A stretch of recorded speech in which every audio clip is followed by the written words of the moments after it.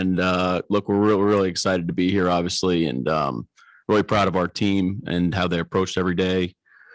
Since we've gotten down here, we've put in two pretty dang good practices, getting after it, and then as the game approaches here, we'll taper it down and then get ready to roll on Friday. So look forward and happy to answer any questions you guys have.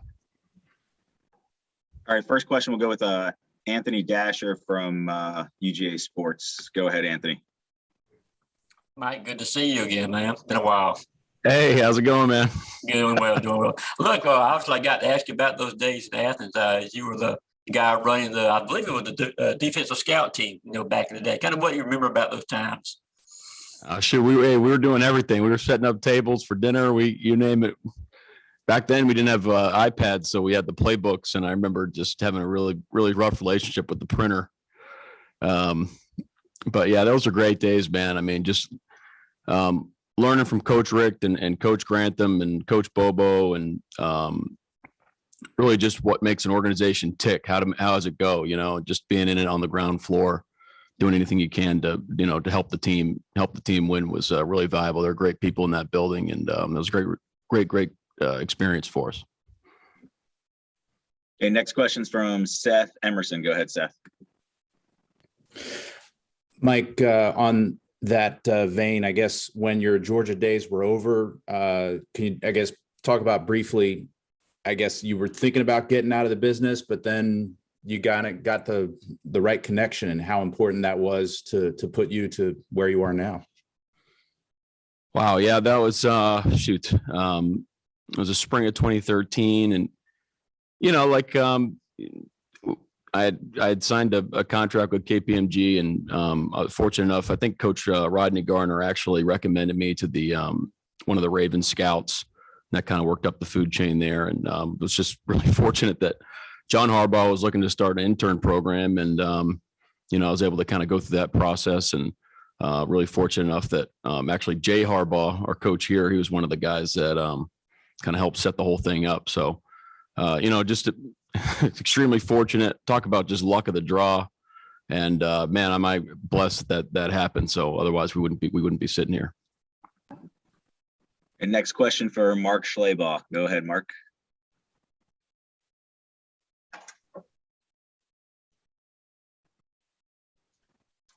There, Mark.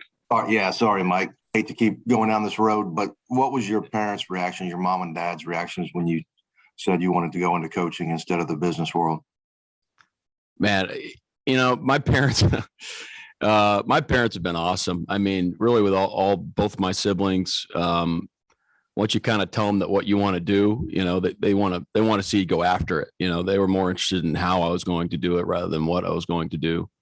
But they've just been every step of the way. Both of them are going to be here at the game, so they'll be making the trip down to Miami. So I'll be looking forward to seeing them. But they were awesome.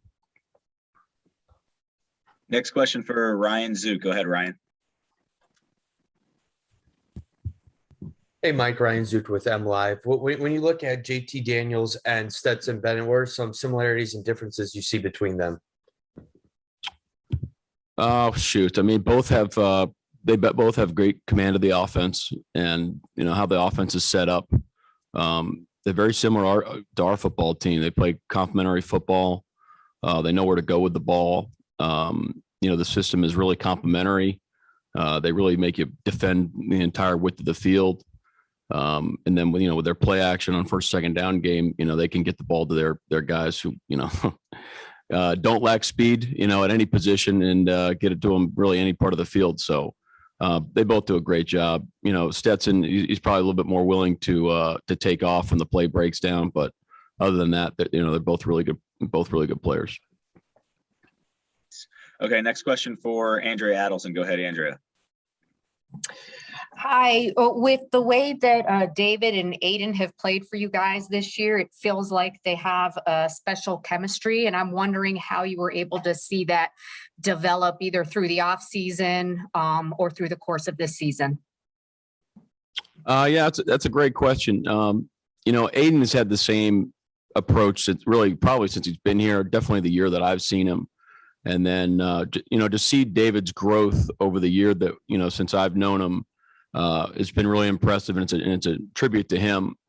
I think what happened was he saw how Aiden approached everything and the success that he was having, and he realized what it took to be, what it took to be great. He was going to be really good. He's a talented guy, but his approach really, working with Aiden on a daily basis, and the rest of our coaches, they've really taken on to the coaching, and then just what it takes in terms of, weight room, practice habits, film preparation, all those things. He really upped his game, and him and Aiden, like you see, like the chemistry is real out there, and I'm very proud of where David's at.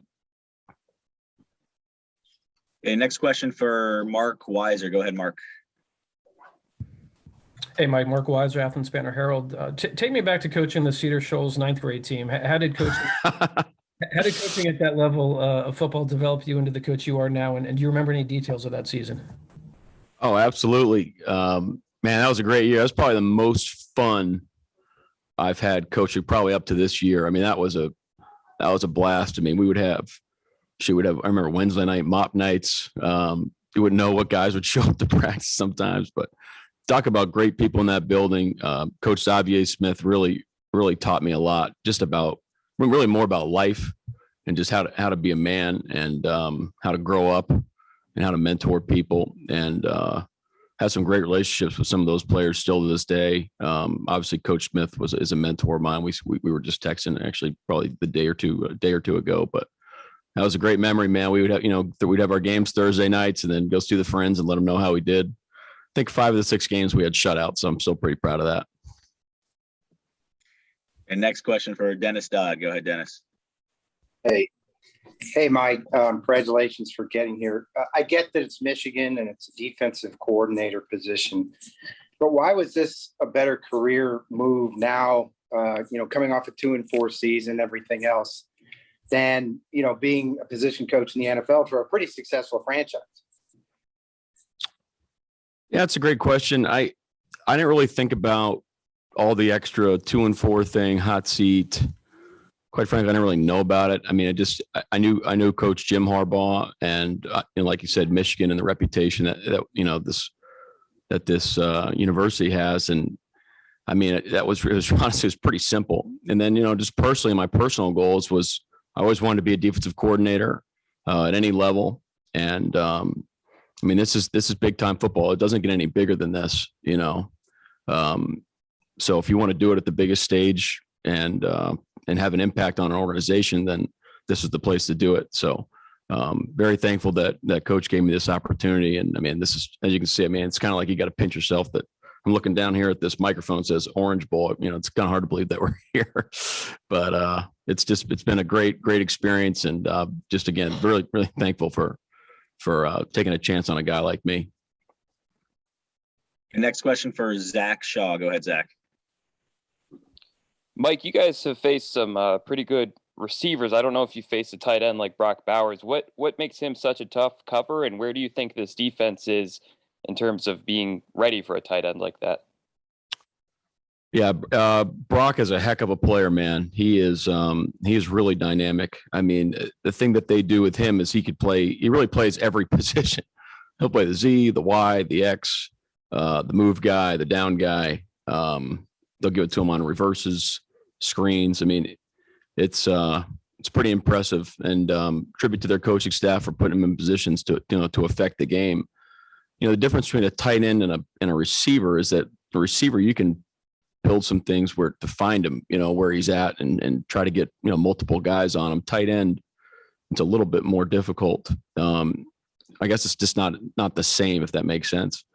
But he's a heck of a player. I think the first thing you have to have is an awareness on where he's at. And if he's out of place, you have to understand that. And then just understand the things that he likes to do from certain positions. So we can help, try to slow him down as best as we can. But, they got great skill guys all across the board. Guys that can make you, can really hurt you at any point during the game. So the stress points of our zones and when we play man-to-man, when we pressure, when we don't, that'll kind of be an interesting chess game throughout the game. Okay, next question for Steve Hummer. Go ahead, Steve. Yeah, Mike, is Steve Hummer from the Atlanta Journal-Constitution. How would you How much of your defense's overall personality is shaped by Aiden, do you think? And how do you describe that personality on the field? That's great. I mean, I'd say a lot, but I don't want to take away from guys like Josh Ross, Brad Hawkins, Donovan Jeter, guys in the back end, Vince Gray. I mean, I think it's been a team collective effort on what type of team we want to be and kind of our reputation as a defense. People say you take the, personality of your coach. I'm more subscribed to the theory they take the personalities of your leaders. And just when everybody decides that they want to do it a certain way, that's a powerful thing. And then we have the right guys, kind of spearhead that charge. How I describe it, we want to be 11 guys playing for one another. That's a powerful thing when you play for the guy next to you. And we want to have shocking effort when you watch the tape. We want teams to watch tapes on Sunday mornings and know they're in for a 60-minute battle. But just, proud of Aiden, man. I mean, he's definitely the guy that spearheads that type of personality. And next question for Aaron McMahon. Go ahead, Aaron. Mike, whether it was the speed with which you and the staff kind of connected with the guys this year, maybe some of the wins or the Big Ten championship, what has surprised you most this year about the success you guys have been able to have? That's a great question. Really, it went by so fast. Like you said, Aaron, I mean, we were here, we were in spring ball, we were rolling, we were in summer work. We went to training camp. There's the crazy June recruiting month that seemed like didn't even happen. Again, I mean, and it sounded like a broken record, but just, you walk in the first day and you're wide eyed, trying to get, there's a bunch of people everywhere. You don't know who's who, trying to remember names and stuff. And the one thing I remember from the first day is just the look on Josh Ross and Aiden's eyes. It was like, okay, we got two dudes that will literally do anything we ask them to do. These guys are ready to go. They're two guys on a mission. And, from that point, we were rolling. It was just okay, how do we want to do this? This is what I see. What do you guys see? All right, let's do it. It was pretty simple and just needed to help us put it in motion. But I'd say the speed of the year. I feel like it's almost a year ago this whole thing got started, and we were on a plane to Ann Arbor in the snow, and now we're down here in sunny Miami. All right, last question here for Coach Michael Cohen. Go ahead, Mike. Hey, Mike. Michael Cohen from the Detroit Free Press. Before the season, we were asking a lot of the guys questions about your defense, trying to sort of figure out what it would look like, what it wouldn't. And a lot of them said that what they liked about working with you is how you were able to help their football IQ expand and understanding of the game. I guess, now 3-4 months from when we were asking those questions, what are some of the ways you've seen those heightened IQs manifest themselves on the field? As a coach, from a coaching perspective, how do you see those higher football IQs show up week in, week out? To your point, we want, in order to build a system, you have to have a foundation. So if you build it just, on a shallow foundation or a narrow foundation, there's no room to grow where you want it to go. So we spent a lot of time building the foundation of football, how we want it to look, how we want to play, certain principles within the defense that we wanted to install. And those carried, weight throughout the season. So we're able to build on that. So you're not playing a different defense every week, and you're not able to have any sort of, accumulation throughout the year. So one thing is we're able to stack days, and we're always making progress. I think the way you see that, kind of come into play is, I've said this before, but if you can close your eyes and hear everything that's going on before, during, and after the play, it's and you can visualize what happened and how we rotated and, how we alerted things and post alerted things. When you hear it and you hear a loud defense, they understand what's going on. When there's not a lot of noise out there and there's not a lot of communication, to me, that's a signal of a confused defense that ultimately won't play as fast or as violently as you need them to. So I think if you came to one of our practices, you'd be impressed with the communication going on.